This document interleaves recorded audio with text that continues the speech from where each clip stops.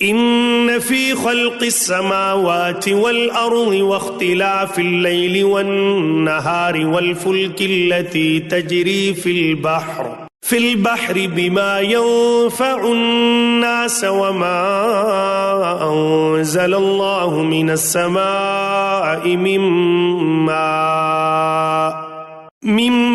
ماء فأحيا به الأرض بعد موتها وبث فيها من كل دابة وتصريف الرياح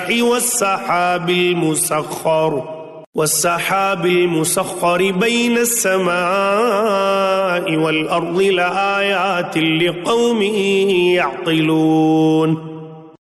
آسمانوں اور زمین کی پیدائش، رات دن کا ہیر پھیر، کشتیوں کا لوگوں کو نفع دینے والی چیزوں کو لیے ہوئے سمندروں میں چلنا، آسمان سے پانی اتار کر مردہ زمین کو زندہ کر دینا، اس میں ہر قسم کے جانوروں کو پھیلا دینا، ہواؤں کے رخ بدلنا اور بادل جو آسمان اور زمین کے درمیان مسخر ہیں، ان میں عقل مندوں کے لیے قدرت الہی کی نشانیاں ہیں۔ وَمِنَ النَّاسِ مَن يَتَّخِذُ مِن دُونِ اللَّهِ أَندَادًا يُحِبُّونَهُمْ كَحُبِّ اللَّهِ وَالَّذِينَ آمَنُوا أَشَدُّ حُبًّا لِلَّهِ وَلَوْ يَرَى الَّذِينَ ظَلَمُوا إِذْ يرون العذاب أن القوة لله جميعا وأن الله شديد العذاب۔ بعض لوگ ایسے بھی ہیں جو اللہ کے شریک اوروں کو ٹھہرا کر ان سے ایسی محبت رکھتے ہیں جیسی محبت اللہ سے ہونی چاہیے، اور ایمان والے اللہ کی محبت میں بہت سخت ہوتے ہیں۔ کاش کہ مشرک لوگ جانتے، جبکہ اللہ کے عذاب کو دیکھ کر جان لیں گے کہ تمام طاقت اللہ ہی کو ہے اور اللہ تعالیٰ سخت عذاب دینے والا ہے، تو ہرگز شرک نہ کرتے۔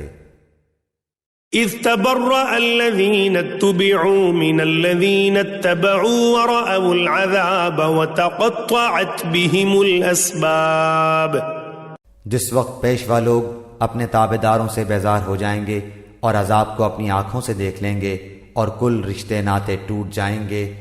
وقال الذين اتبعوا لو أن لنا كرة فنتبرأ منهم كما تبرؤوا منا كذلك يريهم الله أعمالهم حسرات عليهم وما هم بخارجين من النار۔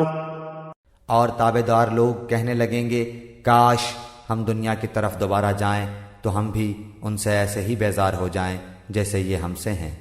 اسی طرح اللہ تعالیٰ انہیں ان کے اعمال دکھائے گا، ان کو حسرت دلانے کو، یہ ہرگز جہنم سے نہ نکلیں گے۔